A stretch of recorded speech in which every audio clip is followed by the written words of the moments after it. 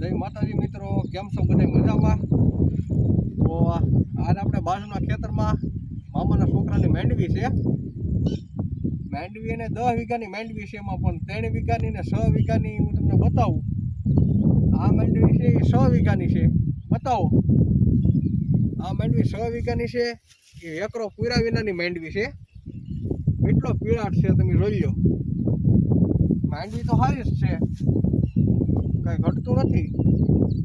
પીળી બહુ છે. પીળી દવામાં કઈ દવા છાંટવી એ ખબર હોય તો જરાક કોમેન્ટ કરજો. હાલાવો આ બાજુ.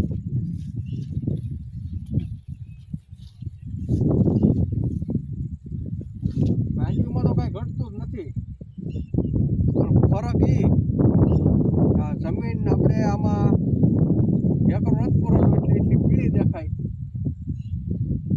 બતાવો, આમ લાગડ બતાવો તો એટલી માંડવી પીળી દેખાય. હવે હું તમને વેકરાવાળી માંડવી બતાવું. આ માંડવી મિત્રો વેકરો ભરેલો છે, તમે જોઈ લો. માંડવી વેકરાવાળી ને વગર વેકરા જમીનમાં કેટલો ફેર પડે માંડવીમાં. એને કાંઈ ઘટે નહીં એવી. જોઈ લો માંડવી.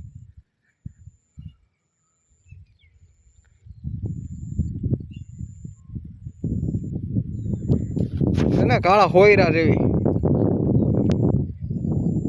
એકવાર ખર્ચો થાય પણ 2 વર્ષમાં તમારો ખર્ચો ઊભો કરી દે. એકરાનો ખર્ચો કરો એટલે ને આવી છે મારા વાલો અમારા ગામડિયાની વાડી. ને માંડવીમાં કઈ કઈ દવા છાંટવાની ફાલની, પછી પીળી પડતી હોય ને અટકાવવાની મિત્રો ખબર હોય તો જરા કોમેન્ટમાં મેસેજ કરજો. ને આવી છે અમારી વાડી બધી.